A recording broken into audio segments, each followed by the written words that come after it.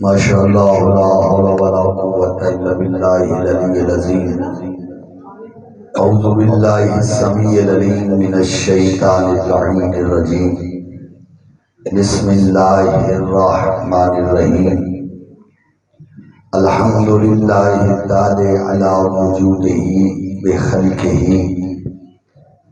وبمحدث خلقہ علی ازلیتہ وباشتباههم على الله شبه له لا تستلمه المشاعر ولا تحجبه السواتر لافتراق الصانع والمصنوع والحاد والمحدود والرب والمربوب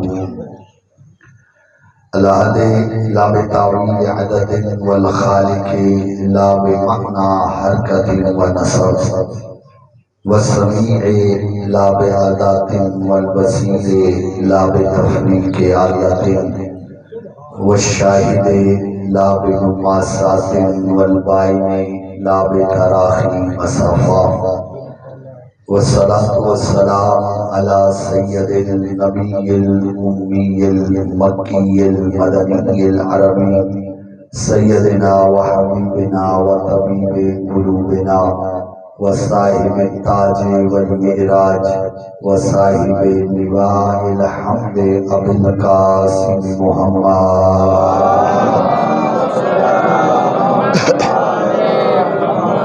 والصلاة والسلام على أهل بيته الطيبين الطاهرين المعصومين المنتجبين المنتخبين المظلومين المطهرين الذين أذهب الله عنهم الرجس وطهرهم تطهيرا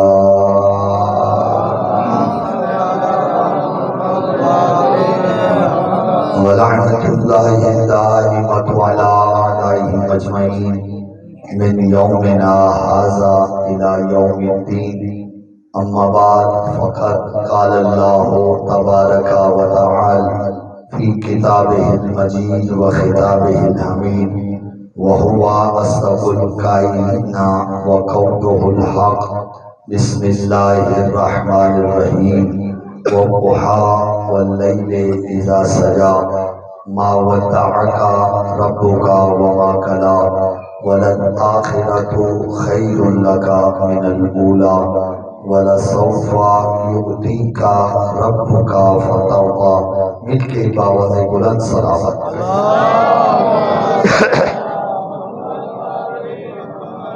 نعرہ تکبیر ماشاءاللہ کافی بیٹھے مل کے نعرہ تکبیر نعرہ رسالت نعرہ رسالت نعرہ حیدری حیدری ان کے باوز بلند صلوات پڑھئیے گا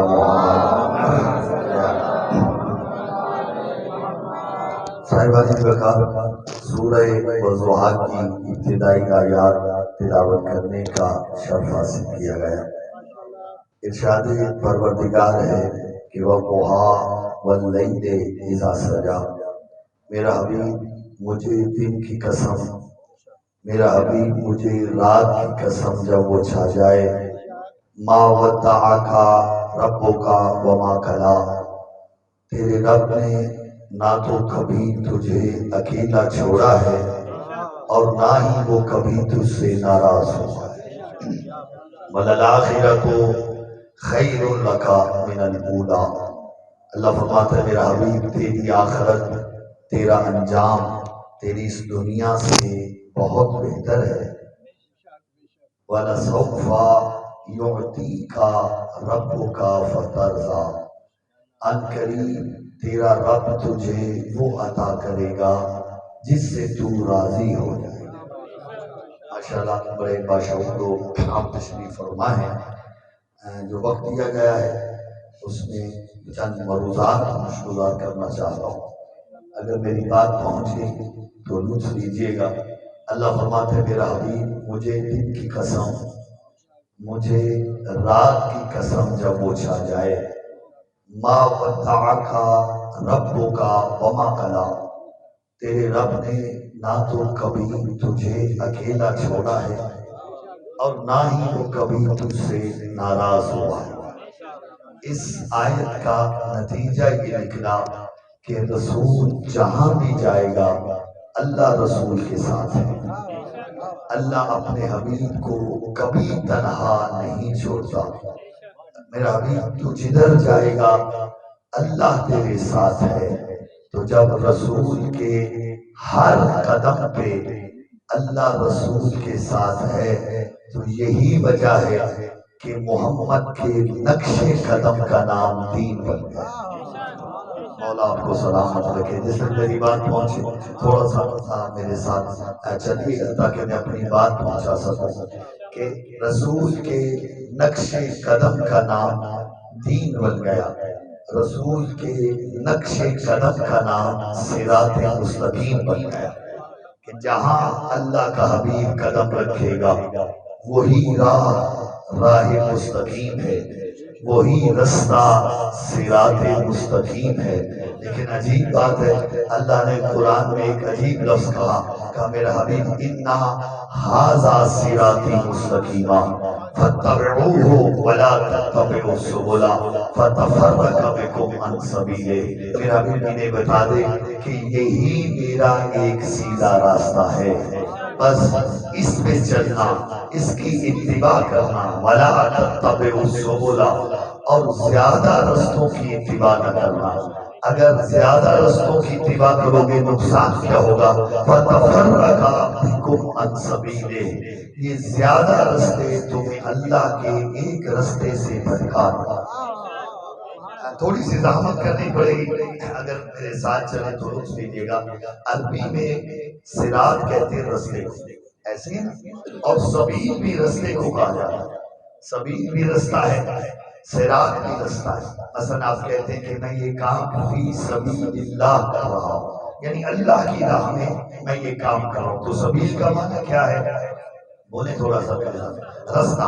صراط کا معنی بھی رستہ، اور سبیل واحد ہے، یعنی ایک رستے کو سبیل کہتے ہیں۔ اور عربی میں جو جمع ہوتی ہے وہ کم از کم 3 سے شروع ہوتی ہے، توجہ صاحبان، اور سبیل کی جمع ہے سبل۔ توجہ صاحبان، سبیل کی جمع کیا ہے؟ سبل۔ سبل کا مطلب ہے 3 یا اس سے زیادہ رستے۔ اگر یہ بات ذہن میں آ گئی تو پھر اس آیت کو دیکھیے گا، اللہ یہی سمجھانا چاہتا ہے اِنَّا هَذَا صِرَاطِي مُسْتَقِيمًا، یہی میرا ایک سیدھا راستہ ہے۔ فَاتَّبِعُوهُ، اس کی اتباع کرنا۔ وَلَا تَتَّبِعُوا السُّبُلَ، سبل جمع ہے، یعنی 3 یا اس سے زیادہ رستوں کی اتباع نہ کرنا۔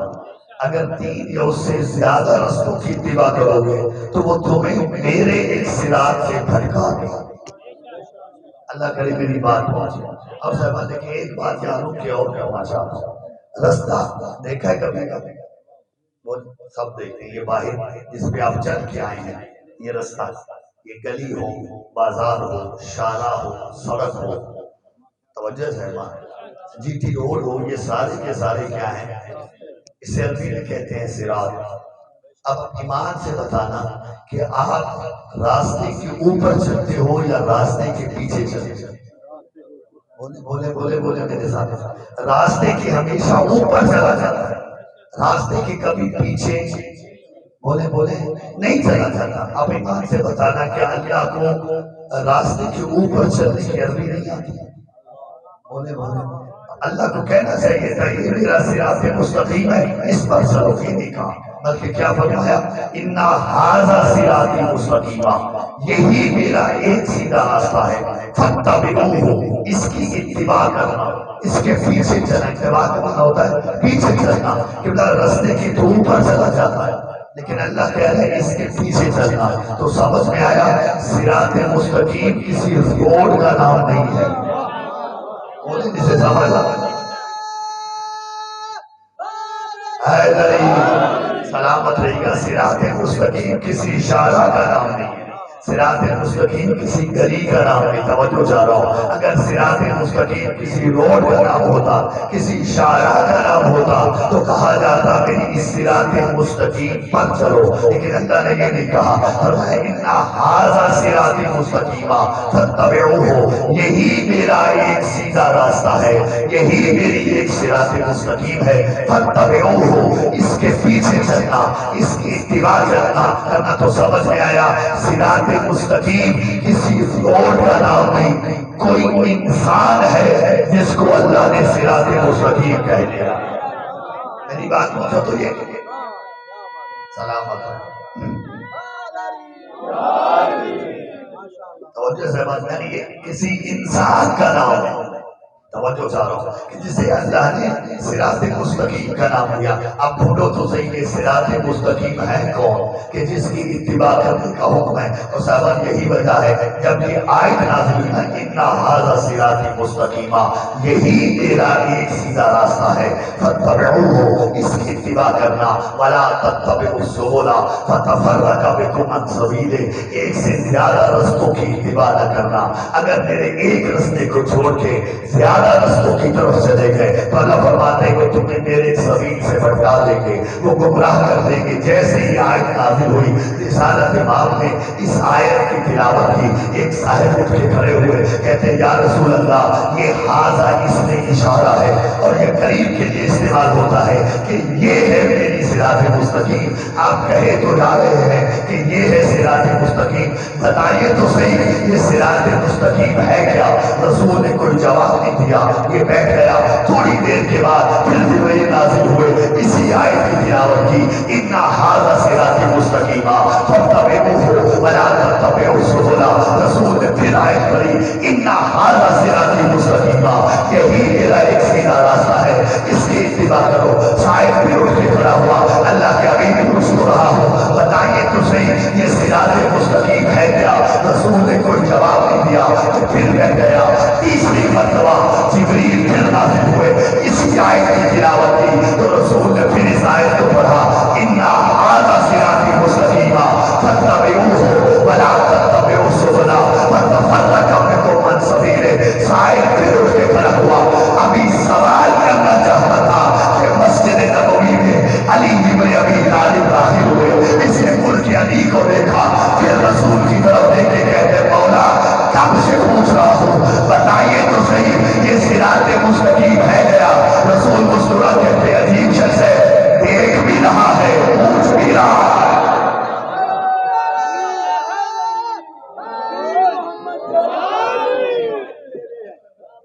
محمد سے وفا تم نے تو ہم تیرے ہیں، یہ جہاں چیز ہے کیا لوہ قلم تیرے ہیں۔ نعرہ نعرہ سنانا ہے تو مل کے سنائیے، مجھے بھی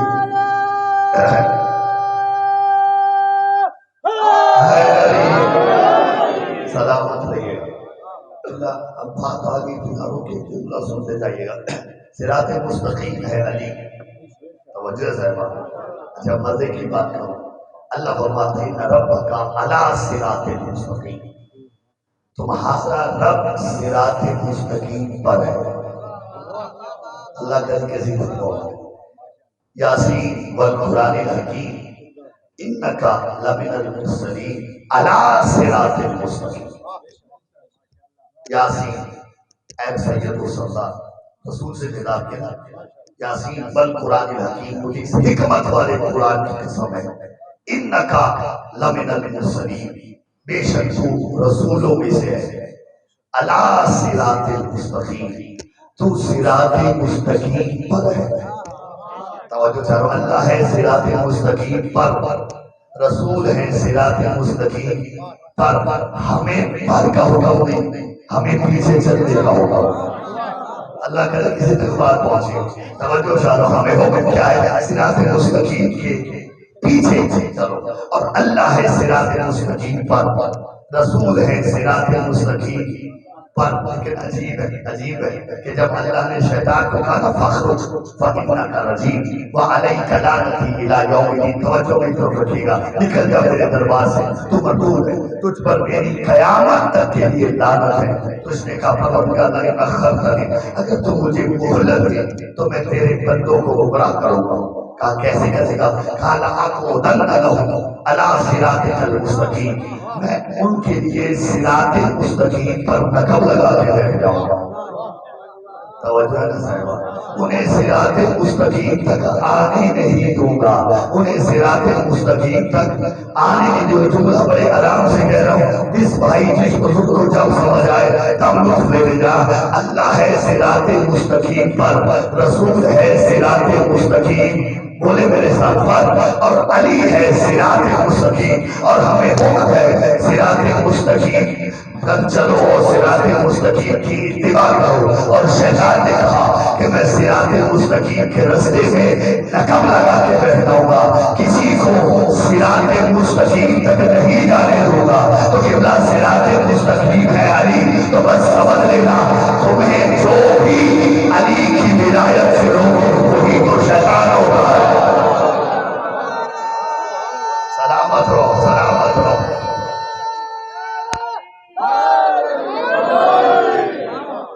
آج تو شیطان نکل کے سامنے آ گئے ہیں نا، توجہ چاروں نکل کے سامنے آ گئے، بیٹیوں تو ولی اللہ فیصلہ کرتی ہے۔ تو قبلہ یہ اپنے اس باپ کی اتباع کرتے ہیں جو صراط مستقیم پہ نقب لگا کے بیٹھا ہے، نہ وہ کبھی کامیاب ہوا نہ یہ کبھی یہ کامیاب۔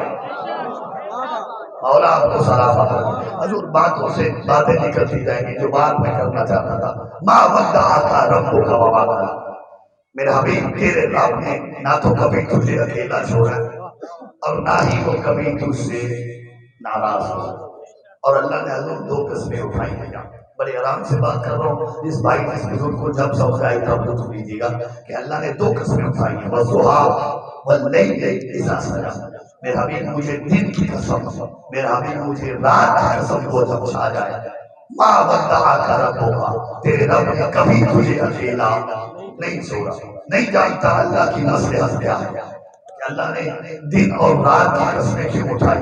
اللہ کوئی اور قسم نہیں اٹھا سکتا، بہت ساری قسمیں اٹھائی ہیں اللہ نے قرآن میں، لیکن اس مقام سے کوئی اور قسم نہیں اٹھائی، صرف دن اور رات کی اٹھائی۔ جو ایک دین کا طالب علم ہونے کی حیثیت سے میں سمجھ سکتا ہوں، بس یہی سمجھا اللہ دن اور رات کی قسم اٹھا کے سمجھانا یہ چاہتا ہے میرا حبیب، نہ میں نے کبھی تجھے دن بھی اکیلا چھوڑا نہ کبھی تجھے رات میں اکیلا چھوڑا۔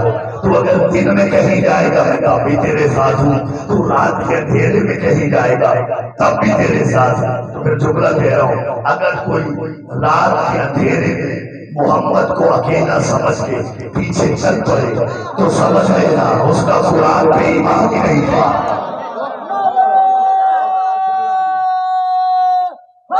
ہے نہیں سلامت قبلہ میرا بھی، میں نے تمہیں کبھی اکیلا، اس آیت کو ذہن میں رکھیے گا کہ جملہ ہدیہ کر رہا ہوں، کعبے کی دیوار پہ ہاتھ رکھ کے اکیلا مصطفیٰ تنے تنہا میرا رسول سورہ والقلم کی جلالی آیات کی تلاوت، توجہ چلو، تنے تنہا کوئی ساتھ نہیں، اکیلے مصطفیٰ کعبہ کی دیوار پہ ہاتھ رکھ کے سورہ والقلم کی جلالی آیات کی تلاوت، اور زیر مسجد الحرام عرب کے مشرکوں کے بڑے بڑے سردار بیٹھے، توجہ ہے، اور سورہ والقلم میں ان مشرکوں کی برائیاں اللہ نے کہا یہ زمین ہے، یہ عطل ہے، اتل ہے، یہ سرکش ہے، یہ چغل خور ہے، یہ بد نسل ہے، یہ بد نسب ہے، یہ بد خلق ہے، یہ بد خلق ہے، مشرکوں کی برائیاں بیان کیا۔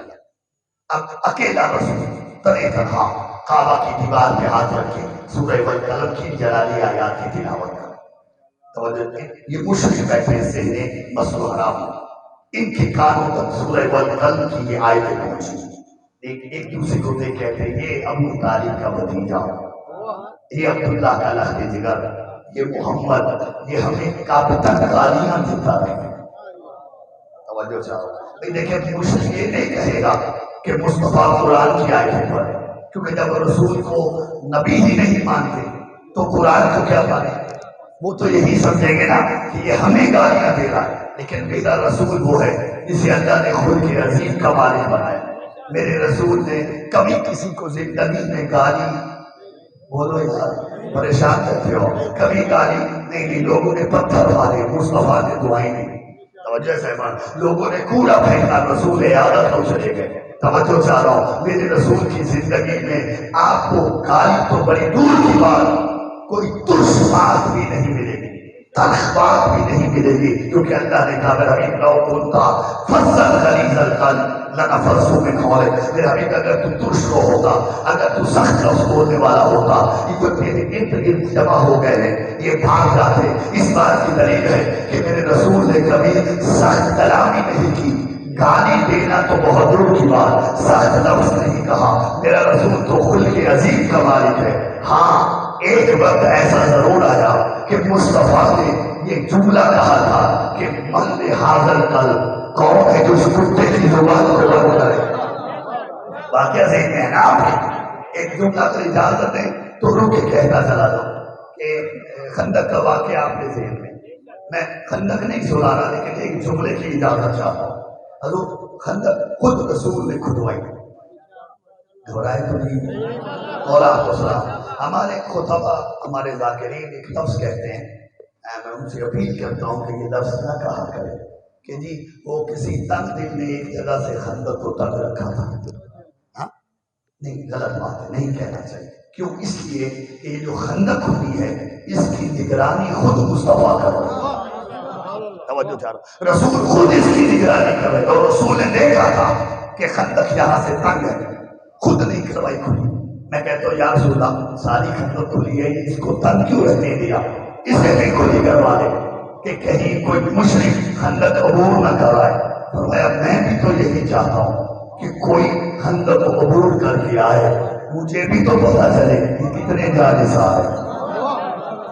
آئے ہائے، جسے سمجھ آئیے میری بات، اور رسول نے خود رکھوائی۔ اور جیسے عمر بن عبود، توجہ چاروں، جیسے عمر بن عبود خندق عبور کر کے آیا، اس نے آتے ہی مصطفیٰ کے خیمے میں نیزہ مارا اور جملہ کہا ابرز یا محمد، محمد تو میرے مقابلے پہ آؤ۔ توجہ چاروں، تو رسول نے کیا کہا من لہذا القلب، کون ہے جو اس کتے کی زبان کو بند کرے؟ جاگنا خدا کے لیے، توجہ چاہ رہا ہوں، یہ واحد موقع ہے کہ جب میرے رسول نے کہا کون ہے جو اس کتے کی زبان کو بند کرے گا، ہاتھ جوڑ کے باہر رسالت میں عرض کرتا ہوں اللہ کے حبیب، اللہ کے حبیب، ہم تو آپ کا کلمہ پڑھتے ہیں، ہم تو نہیں بولیں گے، لیکن کافر خاموش نہیں رہے گا، وہ تو یہ کہے گا تم کہتے ہو ہمارا رسول خلق عظیم کا مالک ہے، یہ کیسا خلق ہے، یہ کیسا اخلاق ہے کہ ایک انسان کو کتا کہہ رہا ہے؟ تو یا رسول اللہ آپ کو اسے کتا نہیں کہنا چاہیے تھا، ہم تو خاموش ہیں، لیکن کافر اعتراض کرے گا، اگر اپنی آواز رسول ہے خبردار، میں ہوں ماینطق عن الہویٰ کا مثال، وہی بولتا ہوں جو اللہ کی وحی ہوتی ہے، اگر میں نے اسے کتا کہا ہے تو اس کا ایک سبب ہے۔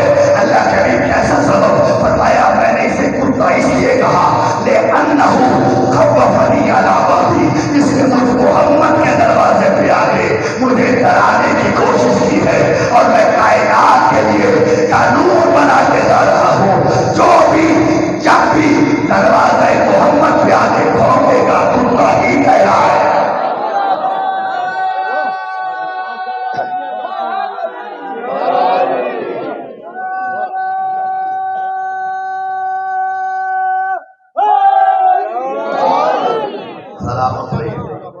میری بات پہنچے سے یہ واحد موقع ہے جب رسول نے کہا کون ہے جو اس کتے کی زبان کو بند کرے، اور کہا بھی مصلحت ہے، ورنہ رسول کی پوری زندگی میں آپ کو کبھی پرس لفظ نہیں ملے گا۔ بات ذہن میں ایسا ہے، لیکن یہ مشرک کہہ رہا ہے کہ یہ ابو طالب کا بھتیجا، یہ عبداللہ کا لخت جگر، یہ محمد ہمیں گالیاں دے رہا ہے۔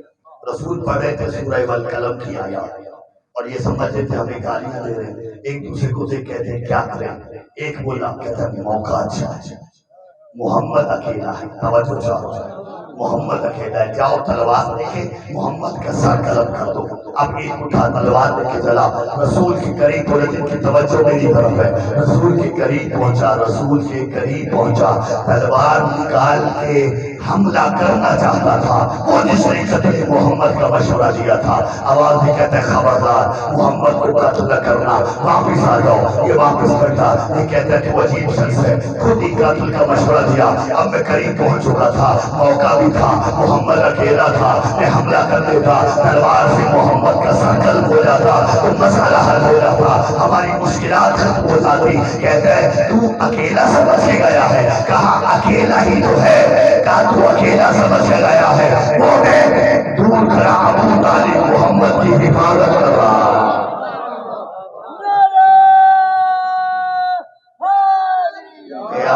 وہ دیکھ دور کھڑا ابو طالب محمد کی حفاظت کر رہا ہے۔ توجہ چاہ رہا ہوں کہ لا مشرک نہیں سمجھا اکیلا تھا، لیکن محمد کی حفاظت ابو طالب کر رہا ہے۔ کہ نتیجہ دے رہا ہوں، اب اس آیت کو پڑھیے گا، ماں بندہ کا ربوں کا بابا کلا، میرا حبیب تیرے رب نے تجھے کبھی اکیلا نہیں چھوڑا، تو جہاں بھی جائے گا تیرا رب تیرے ساتھ ہے۔ توجہ چاہ رہا ہوں، اور مشرک یہ اعلان کر رہا ہے کہ محمد اکیلا نہیں ہے، ابو طالب ساتھ ہے۔ تو پھر مجھے جملہ کہنے کا حق ہے کہ جو اللہ کا نمائندہ بن کے محمد کی حفاظت کرے اسی کو تو ابو طالب کہتے ہیں۔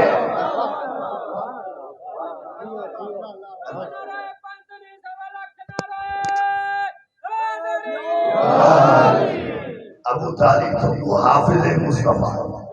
توجہ ہے، دیکھیں ایک بات آگے کرتا چلا جاؤں کہ دنیا مقام ابو طالب سمجھ نہیں تھی۔ ہاں مجھے کوئی دلیل نہیں دینی ابو طالب کے ایمان پر، کیوں؟ ہمارا ایمان ہے، اگر کل ایمان کا باپ صاحب ایمان نہیں ہوگا تو پھر کون صاحب ایمان ہوگا؟ ہم نے ممبروں سے بڑی دلیلیں دی۔ اصل میں مسئلہ یہ ہے کہ لوگوں کی پرابلم یہ ہے، وہ کہتے ہیں علی کے باپ کو کافر ثابت کرو تاکہ جن کے باپ کافر ہیں ان کے دفاع کا حق مل جائے۔ توجہ ہے لیکن علی صاحب اصل مسئلہ یہ ہے کہ دنیا ابو طالب کو سمجھ نہیں پائی۔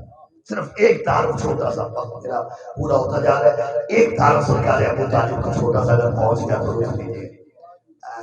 علامہ ابن ابی حدید معتزلی اہل سنت بھائیوں کے بہت بڑے عالم دین، انہوں نے نہج البلاغہ جو سرکار امیر المومنین کے خطبات فراوی اور مکتوبات کا مجموعہ ہے، سرکار علی کا کلام ہے، اس کی شرح لکھی، اس کی تشریح کی ہے اور بڑی لمبی چوڑی شرح لکھی ہے ابن ابی حدید معتزلی۔ اس کے مقدمہ میں اس نے ایک بڑا عجیب جملہ لکھا، اللہ کرے میں وہ سمجھا پاؤں، اگر سمجھا گیا تو میں سمجھوں گا میری محنت مجھے وصول ہو گئی۔ کہ وہ لکھتے ہیں ابن ابی حدید معتزلی کہ جب رسالت امام کا وصال ہوا، اس دنیا سے تشریف لے گئے، تو جو پہلے صاحب منبر رسول پہ بیٹھے تو ایک سائل آیا، آ کے کہتا ہے حضور آپ ہیں رسول کے خلیفہ؟ فرمایا ہاں میں رسول کا خلیفہ ہوں۔ کہا اچھا اگر آپ رسول کے خلیفہ ہیں تو پھر بتائیے کیف خلق اللہ محمد، اللہ نے رسول کو خلق کیسے کیا؟ جو تھکے بیٹھے ہیں مجھے میری گفتگو ہوئی توجہ تھا۔ کیف خلق اللہ محمد، اللہ نے مصطفیٰ کو کیسے خلق کیا؟ صاحب سچے تھے اور بڑا ہی سچا جواب دیا، کہا مجھے کیا پتا، توجہ ہے مجھے کیا پتا۔ صاحب چلا گیا، ابن ابی حدید کہتے ہیں جب دوسرے صاحب منبر پہ آئے صاحب پھر آ گیا، کہا حضور آپ ہیں رسول کے؟ کہا میں ہوں۔ پھر بتائیے کیف خلق اللہ محمد، اللہ نے رسول کو کیسے خلق کیا؟ جو پہلے کا جواب ہے دوسرے صاحب، صاحب پھر چلا گیا، جب تیسرے صاحب آئے تو پھر صاحب یہی آ گیا، آ کے پھر وہی سوال کیا کیف خلق اللہ محمد، اللہ نے رسول کو خلق کیسے کیا؟ جو پہلے دو کا جواب وہی تیسرے صاحب کا جواب۔ ابن ابی ذر لکھتے ہیں جب سرکار علی ابن ابی طالب خلافت ظاہریہ کے منبر پر متمکن ہوئے، یہی سائل پھیلا گیا کہ حضور آپ ہیں رسول کے خلیفہ، فرمایا میں ہی تو ہوں۔ جاگو یا خدا کے لیے، میں ہی تو ہوں۔ تو پھر بتائیے کیفا خلق اللہ محمد، اللہ نے رسول کو کیسے خلق کیا؟ ابھی سوال ختم نہیں ہوا تھا، ادھر سے جواب آ گیا۔ علی فرماتے ہیں ان اللہ تکلم بکلمۃ فصار محمد، اللہ نے ایک کلمہ کہا محمد پر۔ بڑی توجہ میرے بزرگوں نوجوان بھائی، اس کے ذہن میں چلا کہ علی بتائیں گے کہ رسول کو کیسے خلق کیا گیا، خلقت کیسے ہوئی، تو پھر میں کہہ دوں گا رسول تو کہتے تھے ہر شے سے پہلے میں خلق ہوا، تو یہ شے پہلے کیسے ہو؟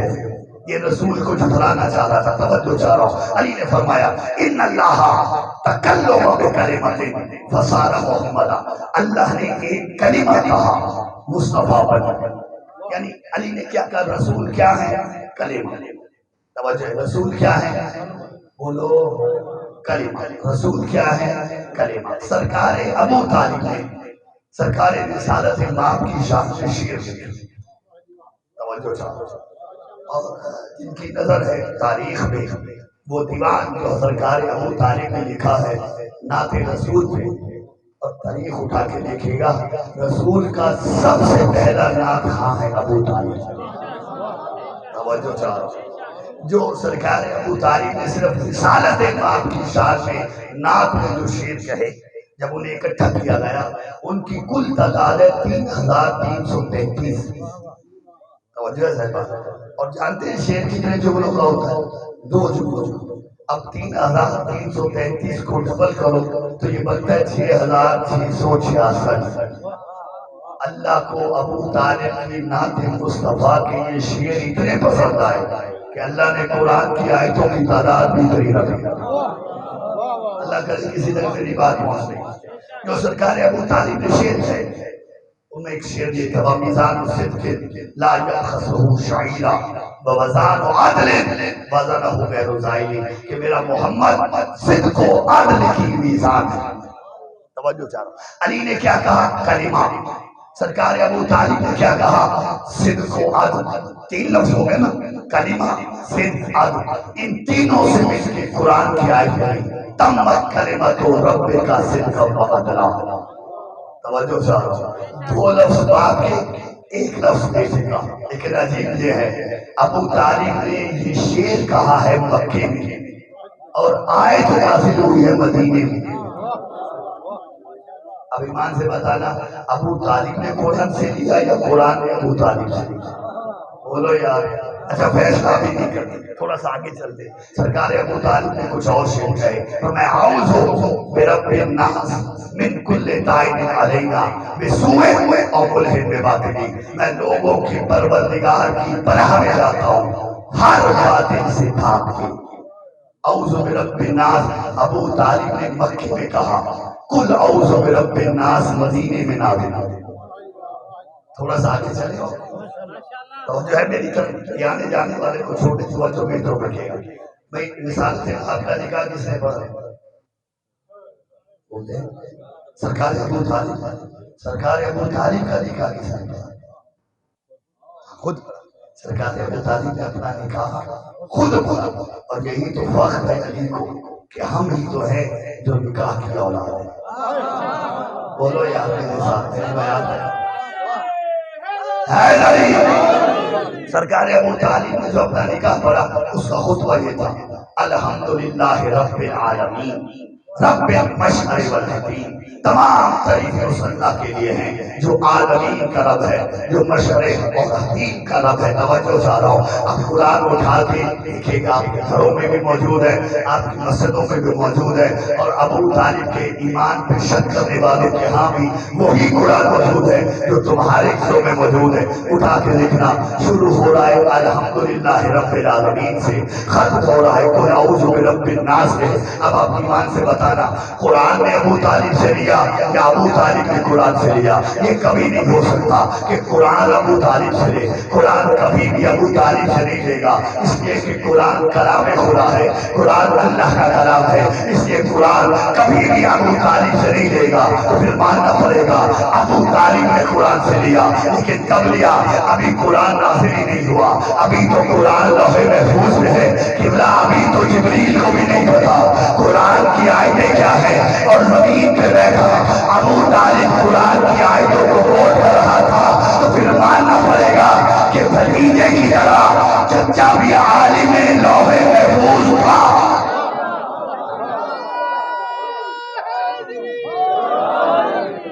اور آپ کو سلام، بھتیجے کی طرح چچا بھی عالم لوح محفوظ تھا۔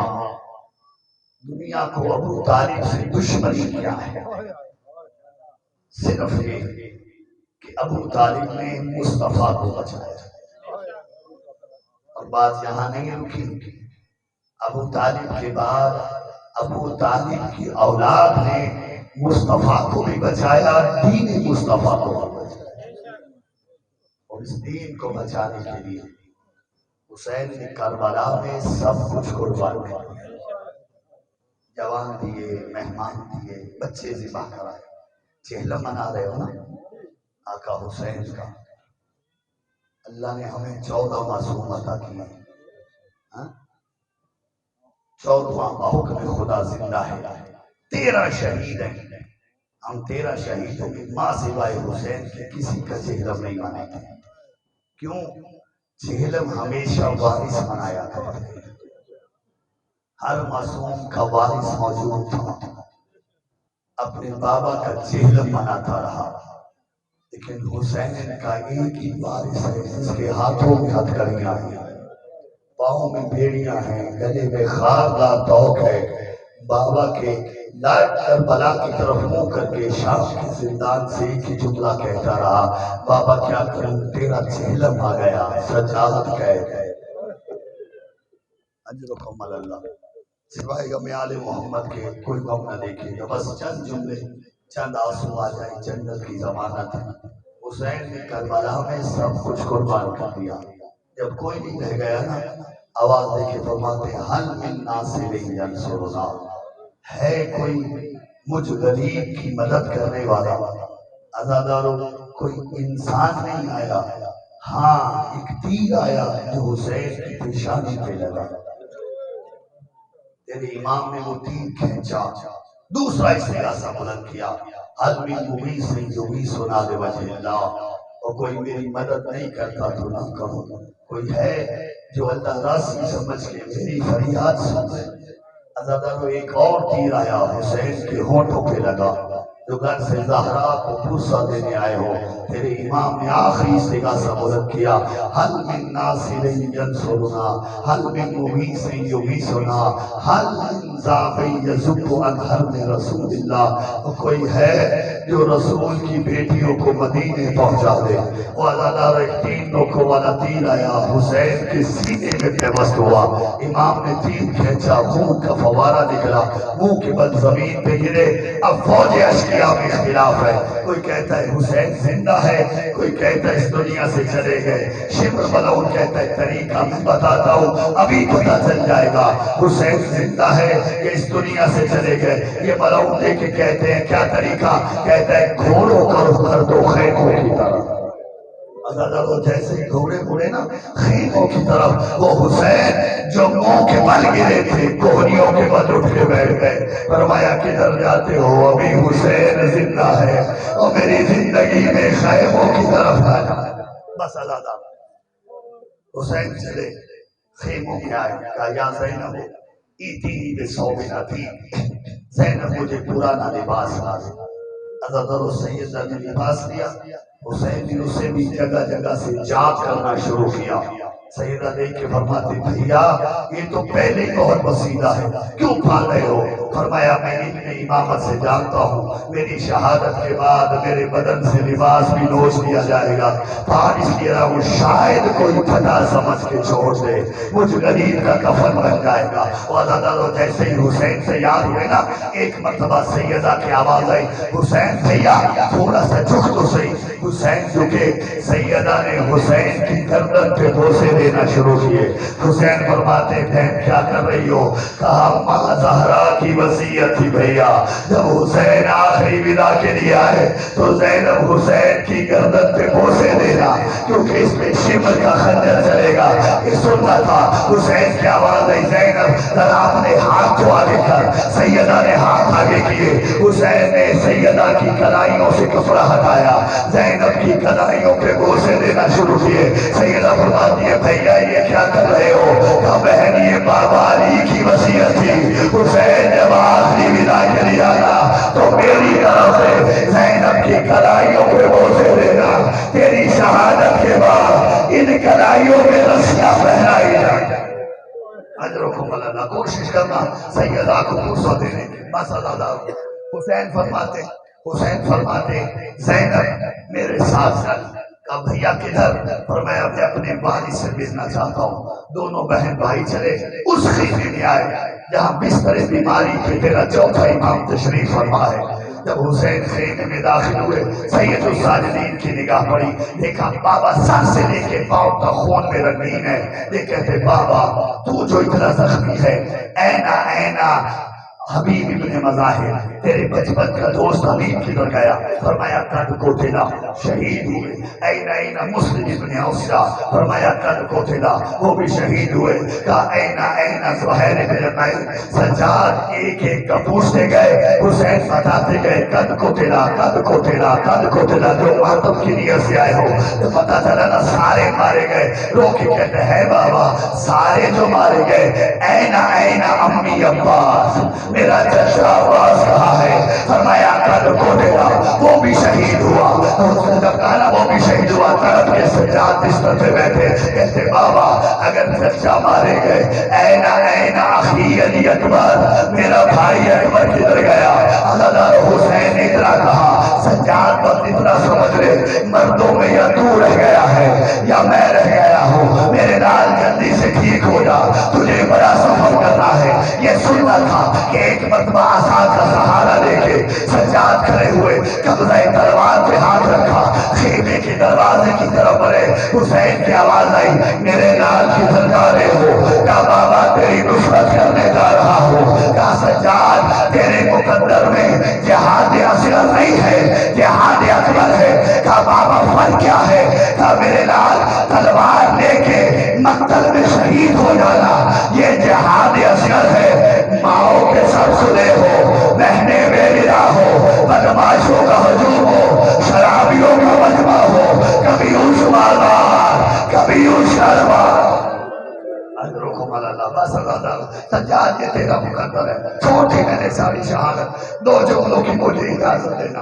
حسین چلے میدان کربلا میں آئے، میدان کربلا میں آئے اور آگے حسین نے آخری خطبہ دیا۔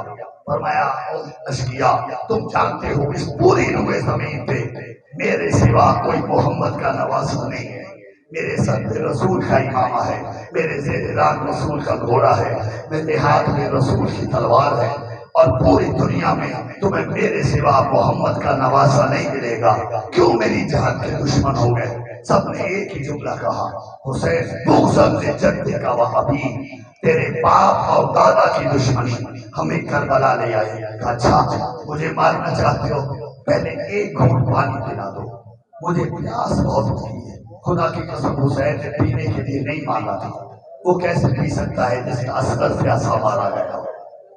صرف اتمام حجت کی دیکھے کہتے حسین جب تک یزید کی بیعت نہیں کرے گا تجھے پانی کا گھونٹ بھی نہیں ملے گا۔ عزادارو یہ سنتا تھا، حسین نے تلوار کو نیام سے نکالا، فرمایا مجھے غریب سمجھ کے نہ مارنا، مجھے زخمی سمجھ کے نہ مارنا، مجھے مظلوم سمجھ کے نہ مارا۔ ایک حملہ کیا حسین نے، اور اتنا بڑا حملہ کیا کہ فوج کا پچھلا حصہ کوفے کی دیواروں سے جا ٹکرایا۔ صاحب نعمت الثاقبہ لکھتے ہیں 10,000 ملعونوں کو فنار کیا۔ حسین نے اس حملے میں نہیں سمجھ پایا اتنا زخمی حسین اتنا بڑا حملہ کیسے کر دیا۔ کہیں تیروں کے زخم تھے، کہیں تلواروں کے زخم تھے، کہیں نیزوں کے زخم، کہیں سینے پہ اکبر کا داغ، کہیں قاسم کا داغ۔ اتنا زخمی حسین اتنا بڑا حملہ کیسے کر دیا۔ لیکن جب مقتل دیکھا تو سمجھ میں آیا۔ جب حسین لڑتے لڑتے فرات کے کنارے پہنچے، بن بازوؤں کے عباس کی لاش نظر آ گئی۔ علی کا شیر بکھر گیا کہ اس کی جنگ دیکھو جس کا جوان بھائی مارا گیا۔ بس آخری جملہ ہے، کوشش کرنا ماتم کی عزادارو۔ جب آپ حسین نے حملہ کیا نا، ایک مرتبہ آواز ہے، یا ایتھا النفس المطمئنہ ارجعی الی ربک راضیۃ مرضیہ فادخلی فی عبادی وادخلی جنتی۔ حسین شجاعت کی قوت دکھا چکے، صبر کی قوت دکھا۔ حسین نے تلوار کو نیام میں ڈالا، بکھری ہوئی فوج سمجھ کے آئی، کسی نے تیر مارا، کسی نے تلوار مارا۔